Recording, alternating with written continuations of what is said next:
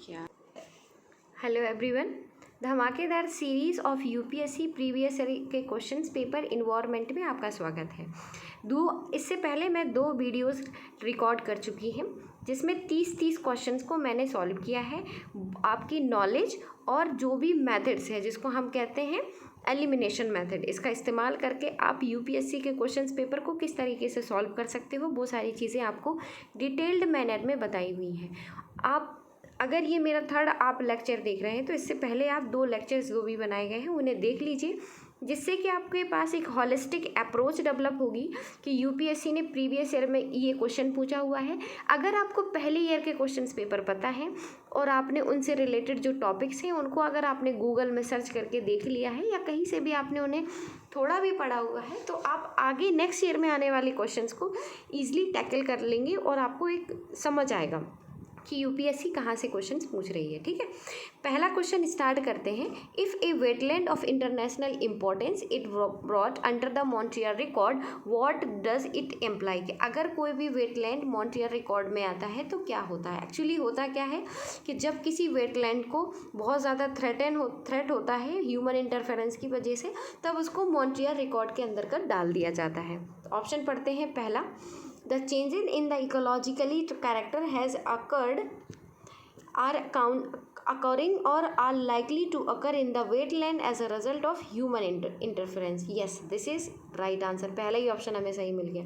अगर आप चाहो तो नेक्स्ट ऑप्शंस को भी पढ़ सकते हो, जैसे the country in which the wetland is located should enact a law to prohibit. नहीं, कंट्री नहीं, अगर मॉन्ट्रियल प्रोटोकॉल के अंतर्गत अगर वेटलैंड आ गया है तो फिर उसके हिसाब से, उसकी रूल और रेगुलेशन के हिसाब से उस वेटलैंड को कंजर्व किया जाएगा, उस गवर्नमेंट का कोई भी रोल नहीं रहेगा। बी ऑप्शन करते हैं। Survival of the wetland depend on the culture, practice and tradition of the certain community living in the vicinity. No, इससे भी कोई मतलब नहीं, ये भी स्टेटमेंट है, इसलिए आंसर आपका होगा ए।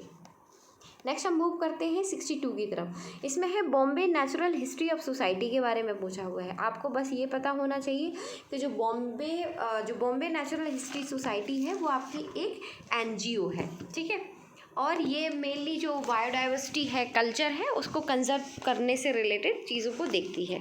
पहला ऑप्शन पढ़ते हैं। It is a autonomous organisation under the ministry of environment and forest, कह रहा है इसके अंतर्गत है।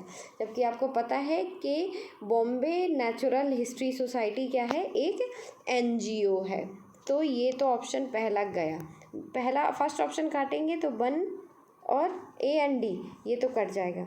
नेक्स्ट हम देखते हैं कि it strive to conserve the nature through action based research education and public awareness. Yes, this is very general statement. Third is organise and conduct nature trades and camps for the general publics. Yes, लोगों को aware कराने का main मकसद है तो camp वगैरह establish कर सकते हैं। तो इसका आंसर होगा सी, 2 and 3। नेक्स्ट क्वेश्चन देखते हैं 63। इसमें है with reference to global environment facility which of the following statement is correct. Actually याद रखना, जो GEF है, ग्लोबल इन्वायरमेंट फैसिलिटी है, इसको मेन बनाया गया है फंडिंग करने के लिए। जैसे बहुत सारी इन्वायरमेंटल ऑर्गेनाइजेशंस हैं, उनको फंड करने का ये काम करती है। तो इसमें ऑप्शन देखेंगे, it serve as a financial mechanism और for CBD conservation of biological diversity and United Nation Framework Convention on Climate Change, मतलब UNFCCC। तो इन दोनों के लिए करती है, ये ऑप्शन तो सही लग रहा है। दूसरा है इट अंडरस्टैंड साइंटिफिक रिसर्च और environment issue at global level. No, ये केवल फाइनेंशियल टेस्टिंग। OECD, नो, तो ये भी वेग स्टेटमेंट है। आंसर होगा इसका ए। नेक्स्ट है 64। Consider the following pairs. इसमें है Dampa tiger reserve, Gomti wild life sanctuary Sikkim में और सारामती पीक नागालैंड में। आपको बताना है करेक्टली मैच्ड कौन सा है। अगर हम इसमें देखेंगे तो आपको ये पता चलेगा कि जो आपका डम्फा टाइगर रिजर्व है ये आपका मिज़ोरम में है, तो ए ऑप्शन तो सही है। लेकिन जो गोमती वाइल्ड लाइफ सेंचुरी है वो आपकी कहाँ पे है, त्रिपुरा में, और इसमें क्या दिया हुआ है, सिक्किम। तो बी ऑप्शन हो जाएगा गलत। बी ऑप्शन काटोगे तो बी कट्टा और डी, 1 and 3 देखें, सारामती पीक ये नागालैंड में ही है। Both 1 and 3 are right, so answer will be C. Next हम देखते हैं 65 with reference to conservation organisation called wetland international which of the following statement is are correct. Wetland international से related कौन सी चीज़ है जो कि सही है? पहला है it is inter governmental organisation formed by the countries which are signatory Ramsar convention. Ramsar convention no, wetland जो इंटरनेशनल है वो कह रहा है कि रामसार कन्वेंशन से होगी तभी उससे रिलेटेड होगी, तो शायद ये तो थोड़ा सा ठीक नहीं लग रहा है। नेक्स्ट है आपका it work at the field level to developed and mobilise knowledge and use practice experience to advocate the better policies. तो यस, ये this is very general statement, और जर्नल स्टेटमेंट हमेशा याद रखना, यूपीएससी जर्नल स्टेटमेंट दे दे तो वो ऑप्शन तो कम से कम सही होगा ही होगा। ठीक है, तो इसका आंसर एक्चुअली वन, जो पहला ऑप्शन है वो गलत है, बी ऑप्शन सही है, तो answer will be B. Next है other than poaching what are the possible reason for the decline in the population of Ganga river dolphin. जो गंगा रिवर डॉल्फिन है इसकी जो पॉपुलेशन है वो लगातार गिर रही है, आपको रीज़न बताना है। पहला, construction of the dam and barrage on reverse. Yes, constructions की वजह जो डैम वगैरह बनते हैं तो जो उनका हैबिटेट एरिया है या जो उनका एक जगह से दूसरी जगह जा रही है, ये सारी चीज़ें डिस्टर्ब होती हैं जिसकी वजह से उनकी जो पॉपुलेशन है उसमें डिक्लाइन आप देख रहे हो, तो पहला ऑप्शन तो सही है। सेकंड देखते हैं increase in the population of crocodiles in the river. अब इसको आपको पकड़ना था कि भाई अगर क्रोकोडाइल बढ़ रहे हैं तो फिर गंगा रिवर डॉल्फिन कैसे मर सकती है, उनका आपस में क्या रिलेशन है? भाई एक स्पेसीज़ कोई ऐसी तो नहीं है कि इन्वेसिव स्पेसीज़ है बाहर से आके यहाँ पे नेटिव कर रही है, रह रही है जिसकी वजह से, तो ये थोड़ा सा वीक स्टेटमेंट है। तो अगर आप 2 काटोगे ऑप्शन तो ऑप्शन ए कट जाएगा, बी कटेगा और डी ऑप्शन आ जाएगा सी। ठीक है, थर्ड पढ़ते हैं getting trapped in fishing net accidentally use of synthetic fertiliser and other agricultural chemicals in crop field in the vicinity of rivers. Exactly, जो नेट वगैरह का इस्तेमाल करते हैं, जो फिशरमैन वगैरह जो नेट का इस्तेमाल करते हैं, कभी कभी ऐसा होता है कि जो गंगा रिवर डॉल्फिन है वो भी उसके अंतर्गत आ जाती है, जिसकी वजह से या जो उसमें कांटे लगे होते हैं उसकी वजह से इसको भी नुकसान पहुंचता है, या जो भी रिवर वगैरह हैं उनके थ्रू जो एग्रीकल्चर फील्ड है उससे जो फर्टिलाइज़र है वो वहाँ पे चला जाता है। इन केमिकल्स को खाने से भी उनकी जो पॉपुलेशन है उनमें डिक्लाइन देखने को मिल रहा है। ठीक है, तो 66 का आंसर हो जाएगा सी। नेक्स्ट हम मूव करते हैं 67 की ओर। इसमें है brominated flame retardant are used in many household product like mattresses and upholstery, why is there some concern about their use. पूछ रहा है कि ब्रोमिनेटेड जो फ्लेम्स होती है इनका इस्तेमाल हम करते हैं मेट्रेसेस में, और इसके लिए क्या कंसर्न है आपको वो बताना है। पहला option, they are highly resistant to degradation in the environment. Yes, ये जो इन्वायरमेंट डिग्रेडेशन को काफ़ी रेसिस्ट करते हैं, पहला ऑप्शन सही है। They are able to accumulate in the human and animals. ये मेन कंसर्न है कि अगर इस केमिकल को एयर से, वाटर से या किसी भी फूड चेन के थ्रू अगर बॉडी एनिमल और ह्यूमन की किसी भी बॉडी में जाएगा तो ये एक कॉज ऑफ कंसर्न बन जाएगा, जिसकी वजह से ऑप्शन आपके 2, 1 and 2 both are right, so answer will be C. Next question move करते हैं। Consider the following bats, bear and rodents.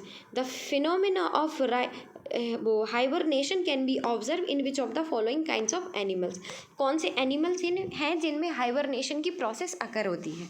अब आपको ये थोड़ा सा आइडिया होना चाहिए कि हाइबरनेशन होता क्या है। एक्चुअली जो हाइबरनेशन की प्रोसेस है कि अगर कोई भी एनिमल है, अगर को वो किसी भी एक्सट्रीम कंडीशन में है, जैसे फॉर एग्जांपल बहुत कम वहाँ का टेम्परेचर है, उस एरिया का माइनस में चल रहा है, तो उनको वो अपने मेटाबॉलिज्म को इस तरीके से, अपने रेस्पिरेशन सिस्टम को इस तरीके से रीएडजस्ट करते हैं कि वो कई महीने, मतलब कह सकते हैं उन्हें पानी की या वाटर की नीड नहीं होती है, मतलब फूड और वाटर की ज़रूरत नहीं पड़ती है। वो अपनी बॉडी को इस तरीके से उस इन्वायरमेंट में एडजस्ट करने की कोशिश करते हैं, उसी को कहते हैं हाइबरनेशन। और ऐसे कौन से एनिमल्स हैं जिनमें ये हाइबरनेशन की प्रोसेस ऑब्जर्व की जाती है, तो यहाँ पे आप देखेंगे जैसे बैट, इसमें भी हाइबरनेशन हो सकता है, बियर्स होते हैं उनमें भी, और रोडेंट्स होते हैं उनमें भी, क्योंकि ये मोस्टली जो हिली एरियाज़ हैं, जो बर्फीले एरियाज़ हैं वहाँ पे मिलते हैं। तो आंसर हो जाएगा आपका C 1, 2 and 3। Sorry, next question आएगा आपका 69। Which of the following adds carbon dioxide in the carbon cycle on the planet Earth. ये क्वेश्चन आपका 2005 या 6-7 में पूछा गया है और सेम क्वेश्चन रिपीट किया है, केवल जो रेस्पिरेशन ऑप्शन था वो आपका सेकेंड था, थर्ड था फोटोसिंथेसिस। इस तरीके से मतलब ऑप्शन बस 1 2 3 चेंज हुए हैं और डिक्टो क्वेश्चन है। तो अगर आप इससे ये भी पहचान सकते हैं कि ये बिल्कुल नहीं कह सकते कि यूपीएससी क्वेश्चन रिपीट नहीं करती है, करती है। अगर आपने प्रीवियस ईयर के क्वेश्चन पेपर देखे हैं, उन्हें एनालिसिस किया है, उनकी कई बार प्रैक्टिस की है, तब आपको पता चलेगा कि यूपीएससी भी क्वेश्चंस को रिपीट करती है। तो प्लीज़ अगर आप इस सीरीज़ को देख रहे हैं तो आपको कॉपी पेन लेने की ज़रूरत नहीं है, बस इन्हीं वीडियोस को बार बार रिपीट करके देखिए। जैसे एक बार आप देख रहे हैं, आपसे क्वेश्चन सॉल्व नहीं हो रहे हैं, कोई टेंशन की बात नहीं है, आपको क्वेश्चंस पढ़ने हैं, कोशिश करनी है, लास्ट तक निकल। फिर सेकेंड बार फिर से आपको जब क्वेश्चन सीरीज़ देखनी है, क्वेश्चन पॉज करके उसका आंसर देना है, देन उसको सुनना है एकदम कॉन्स्टेंटली, एंड देन आपको जो आता है उसको यहाँ पे अप्लाई करने की कोशिश करनी है, ठीक है। तो हम नेक्स्ट मूव करते हैं। यस, नेक्स्ट क्वेश्चन हमारा है 70। If you walk through countryside you are likely to see some birds stalking alongside the cattle to seize the insect disturbed by their movement through grasses. आप देखते हैं कि जब आप grass outside अगर जाएंगे, गांव साइड में अगर आप जाएंगे तो आपको एक वर्ड मिलेगी जो कैटल के चारों तरफ घूम रही होगी, ठीक है, इस तरीके से। और उसको गांव में बहुत ही आसानी से बोलने को मिल जाता है। वो कहते हैं जो मैना है, मैना है, मतलब मैना मूव कर रही है या मैना, इस तरीके से लोग या जो भी वहाँ के बूढ़े बुजुर्ग हैं वो इस तरीके से बताते हैं, ठीक है। तो इसका आंसर वही है, मैना। आंसर विल बी 2, ठीक है। जो पेंटेड स्टॉर्क्स है वो ऐसा नहीं करते हैं, और ब्लैक नेक्ड क्रेन्स हैं वो भी कॉमन एरियाज़ वगैरह में नहीं पाए जाते हैं। नेक्स्ट हम देखेंगे 71 क्वेश्चन। इसमें है आपका with reference to eco sensitive zone which of the statement is are correct. आपको ये याद रखना है जो ecosystem, eco sensitive zone है, ये टर्म कब आया था। तो जो इको सेंसिटिव जोन आपका ये जो टर्म है वो इन्वायरमेंटल प्रोटेक्शन एक्ट 1986 में आया था, उसमें इसके बारे में बताया गया था फर्स्ट टाइम, ठीक है। अब पहला ऑप्शन पढ़ते हैं। Eco sensitive zone are area that are declare under wildlife protection act 1972। तो दिस इज़ रॉन्ग, क्योंकि हमने क्या बताया है कि जो भी इको सेंसिटिव जोन एरिया है वो इन्वायरमेंट प्रोटेक्शन एक्ट 1986 में आया था। तो 2 काटोगे तो 1 ऑप्शन और C option, A and C cut जाता है। सेकंड देखते हैं, the purpose of the declaration of eco sensitive zone is to prohibit all kinds of human activities. All मतलब एक्सट्रीम टर्म दे दिया, तो बी भी आपका हो जाएगा रॉन्ग। सो आंसर आपका क्या होगा, डी, ठीक है। नेक्स्ट मूव करते हैं 72। Consider the following statement. Animal welfare board of India establish under the environment protection act 1986। देखो, एनिमल जो वेलफेयर बोर्ड है इसकी स्थापना की गई थी आपकी जो क्रूएलिटी टू एनिमल एक्ट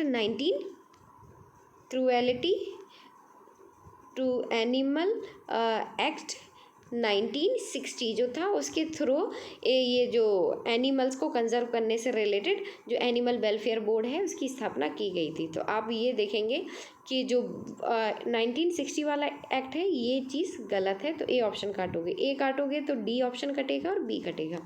पहला है National Tiger Conservation Authority is statutory authority, exactly, और National Ganga River Basin Authority chaired by prime minister, तो ये भी सही है। देखो कैसे आप लगाओगे नेशन गंगा, क्योंकि गंगा कैसी है, एक नेशन को रिप्रेजेंट करती है। गंगा एक बड़ी रिवर है, इसीलिए इससे रिलेटेड अगर कोई भी अथॉरिटी बन रही है उसको कंजर्व करने के लिए, तो उसका जो चेयर कर रहे हैं वो प्राइम मिनिस्टर है, ठीक है। इस तरीके से आप एक वो लगा सकते हो, एक अनुमान लगा सकते हो, ठीक है, अगर आपको नहीं पता है तो। नेक्स्ट हम मूव करते हैं, और ये याद रखना, ये जो 2014 में क्वेश्चन पूछा गया है national Ganga River Basin authority, same इसी तर्ज पे क्वेश्चन पूछा गया है 2016 में, जिसमें एक ऑप्शन ये था कि जो national Ganga River Basin authority है उसको चेयर्ड किया जाता है रोटेटिंग फॉर्म में, जो चीफ मिनिस्टर्स होते हैं स्टेट्स के, और वो स्टेट जहाँ से गंगा होकर निकलती है। तो अगर किसी ने 2014 के क्वेश्चन को सॉल्व किया था और अगर उसको केवल इतनी बात पता होती कि जो national Ganga River Basin authority है उसको प्राइम मिनिस्टर चेयर करता है, तो वो क्वेश्चन केवल इसी ऑप्शन के हटाने से आंसर तक आप पहुंच रहे थे। तो मैं बस केवल यही कह रही हूँ कि आप एक एक ऑप्शंस को बहुत ही केयरफुली रीड करिए और उनको समझने की कोशिश करिए, तभी आपका बेड़ा पार होने वाला है। ठीक है, ओके। सो नेक्स्ट की तरफ मूव करेंगे। 73 इसमें है विच of the following have a coral reefs. आपको बताना है कहाँ कहाँ पे कोरल रीफ्स है। ये क्वेश्चन बहुत ही आसान है, इसका आंसर आपको डिस्क्रिप्शन बॉक्स में देना है, मैं नहीं बताने वाली। ठीक है, आपको बताना है इंडिया में कोरल रीफ्स कौन कौन सी जगह है। अंडमान निकोबार में, गल्फ ऑफ कच्छ में, गल्फ ऑफ मन्नार में, सुंदरबन में, इन चारों में से कहाँ पे है ये आपको बताना है। तो चलिए नेक्स्ट क्वेश्चन की तरफ, इसका आंसर देना है आपको डिस्क्रिप्शन बॉक्स में। 74 में बताना है in India the problem of soil erosion is associated which of the following. जो इंडिया में सॉइल इरोजन की प्रॉब्लम है वो किस चीज़ से रिलेट कर रही है, क्यों हो रही है, आपको ये बताना है। पहला ऑप्शन है जैसे टेरेक कल्टीवेशन। नहीं, टेरेक कल्टीवेशन में क्या होता है कि हम वाटर और सॉइल के को कंजर्व करना चाहते हैं, इसीलिए हम इस प्रकार की जो कल्टीवेशन है उसको अंजाम देते हैं। सेकेंड आता है डिफॉरेस्टेशन। एग्जैक्टली, डिफॉरेस्टेशन की वजह से सॉइल इरोजन की प्रॉब्लम बढ़ रही है, तो 2 ऑप्शन तो सही है। थर्ड है आपका ट्रॉपिकल क्लाइमेट। ये तो बिल्कुल वेग स्टेटमेंट है, ट्रॉपिकल क्लाइमेट से इसको क्या प्रॉब्लम है, कुछ भी नहीं। तो 1 और 3 तो रॉन्ग हो जाएंगे, जहाँ जहाँ 1, 3 उसको काट ली तो आंसर आ जाएगा आपका बी। ठीक है, नेक्स्ट मूव करते हैं 75 की ओर। The most important strategy for the conservation of biodiversity together with traditional human life is to establish of. कि भाई अगर तुम्हें जो कंजर्वेशन बॉडीज़ हैं उसको भी कंजर्व करना है और आप ह्यूमन का जो ट्रेडिशनल या जो प्रैक्टिसेस हैं उनको भी आपको साथ में लेके चलना है, तो वो कहाँ पे पॉसिबल है। देखिए, जो नेशनल पार्क है वो आपके हाईली प्रोटेक्टेड एरियाज़ हैं, तो ये नहीं हो सकता। जो वाइल्ड लाइफ सेंचुरीज़ हैं वो भी प्रोटेक्टेड है, पर नेशनल जो पार्क्स हैं उनके कंपैरिजन में कम है। बोटेनिकल गार्डन में ऐसा कुछ आपको देखने को नहीं मिलता है, तो answer will B biosphere reserve. Biosphere reserve actually एक ब्रॉड टर्म है जिसके अंतर्गत कई नेशनल पार्क, कई वाइल्ड लाइफ सेंचुरीज वगैरह आती हैं, और इनमें जो ह्यूमन है उसका पार्टिसिपेशन भी इंश्योर किया जाता है। ठीक है, तो नेक्स्ट वी विल मूव 76 की ओर। The scientist view is that increase in the global temperature should not exceed 2 degree Celsius above pre industrial level. If the global temperature increase beyond 3 degree above the pre industrial level, what can be its possible impacts on the world. कि अगर pre industrial level से के comparison में अगर जो temperature है वो 3 degree Celsius increase होता है तो उसके इम्पैक्ट्स क्या क्या पड़ेंगे आपको वो बताने हैं। तो पहला ऑप्शन है terrestrial biosphere tends towards a net carbon source. Yes, ये पॉसिबल है। सेकेंड है wide spread coral morality will occur. Coral reefs वगैरह हैं वो बहुत ज़्यादा डिस्ट्रॉय होने लगेंगे। ठीक है, नेक्स्ट है third all the global wetland will permanently disappear. देख रहे हैं, एक तो ऑल और परमानेंटली, दो एक्सट्रीम टर्म दे दिए हैं, इसलिए थर्ड ऑप्शन तो आप गलत कर दो। थर्ड गलत करोगे 1 गलत और सी गलत और डी गलत, और आपको पता है 1, 2 is right, so answer will be B. ठीक है, फोर्थ ऑप्शन है cultivation of cereals can not be possible anywhere in the world. समझ रहे हैं, मतलब आप सीरियल को कहीं उगा ही नहीं सकते भैया। 1 डिग्री सेल्सियस टेम्परेचर बढ़ने से या 3 डिग्री इफेक्ट्स बहुत बड़ा होगा, लेकिन ऐसा भी नहीं होगा कि पूरी दुनिया तबाही हो जाए, ऐसा तो नहीं हो सकता। तो ये सब चीज़ें, ये इस टाइप के स्टेटमेंट एकदम वेग होते हैं, उन्हें तुरंत काट देना चाहिए। ठीक है, ओके। तो हमें नेक्स्ट क्वेश्चन की ओर मूव करना है 77। इसमें लिखा हुआ है जो lichen which are capable of initiating ecological succession even on the bare rock are actually a symbiotic association of. ये जो लाइकन है वो किसके साथ सिम्बायोटिक रिलेशन है, मतलब वो किस तरीके की है। Algae and bacteria? No, bacteria नहीं हो सकता, एल्गल हो सकती है क्योंकि बैक्टीरिया एक लिविंग ऑर्गेनिज्म है। Bacteria and fungus? No no, बिल्कुल नहीं। Algal and fungus possibility, fungus and mosses? No, so answer will be B, algal and fungi. Next question 78 which of the following are the some important pollutant release by steel industry in India. अब भैया steel industry से कोई pollutant निकल रहे हैं तो बहुत सारे पॉल्यूटेंट्स आप निकाल सकते हो, तो निकालो क्या होगा। कार्बन वो oxides of sulphur, yes, oxides of nitrogen, carbon monoxide, carbon dioxide, तो all are possible, answer will be D. Next है आपका every year a month long ecologically important campaign festival is held during which certain communities tribe plant saplings of fruit bearing trees which of following are such community tribes. Actually इसके बारे में आपको पता होना चाहिए था कि जब जो इम्पोर्टेंट सीज़न आता है या हर ये जो प्लांट सैम्पलिंग वगैरह की जो प्रोसेस है वो इस कम्युनिटी या इस ट्राइब के द्वारा शुरू की जाती है, तो वो कौन सी ट्राइब है, गोंड एंड कोरकू। ये थोड़ा सा आपको आइडिया होना चाहिए था, तभी आप इस क्वेश्चन को कर सकते हैं। तो इसीलिए आप थोड़ा सा याद रखना, पेपर अगर आप इस टाइम दे रहे हैं तो एक साल के अंदर जो जो भी ट्राइब्स हैं जो न्यूज़ में रही हैं उनको एक तरफ लिख के उन वो किस स्टेट से बिलोंग करती हैं, इस तरीके से आप हार्डली आपको ऐसी 50-60 मिलेंगी या उसमें भी इम्पॉर्टेंट आपको 20-25 मिलेंगी, ठीक है। तो आप ये काम भी कर सकते हैं। Next we will move question number 80 with reference to two conventional energy source called coal bed methane and shale gas. Consider the following statement. पहला statement क्या है, इसमें लिखा हुआ है जो coal bed methane is the pure methane gas extracted from the coal seams, while shale gas is mixture of propane and butane only आ गया, alert हो जाओ, and that can be extracted from the fine grained sedimentary rocks। ये बिल्कुल भी गलत statement है, ठीक है, तो हम इसको काटेंगे। सेकेंड है in India abundant coal bed methane source exist but so far no shale gas source has been found. नहीं, बहुत सारे जैसे जो गल्फ ऑफ कच्छ वगैरह है या खम्बे वगैरह है, यहाँ पे सेल गैस के सोर्सेज वगैरह मिले हैं और आगे भी बहुत पॉसिबिलिटी है। कहा जा रहा है कि इंडिया में बहुत ज़्यादा सेल गैस के सोर्सेज हैं, तो ये तो बिल्कुल ही गलत स्टेटमेंट है। तो आंसर हो जाएगा आपका neither one neither not two, ठीक है। नेक्स्ट हम क्वेश्चन देखते हैं, which one of the following national park has a climates that vary from tropical to subtropical temperate and arctic. ठीक है, मतलब ट्रॉपिकल, सब ट्रॉपिकल, टेम्परेट, ये सारे आपको वहाँ पे क्लाइमेट मिलने चाहिए। तो आप चलो एरिया बस पता होना चाहिए, आप इस क्वेश्चन को आसानी से हैंडल कर सकते हैं। पहला ऑप्शन देखते हैं हम, इसमें क्या है, Kanchenjunga national park. Kanchenjunga national park कहाँ पे है, सिक्किम में, ठीक है।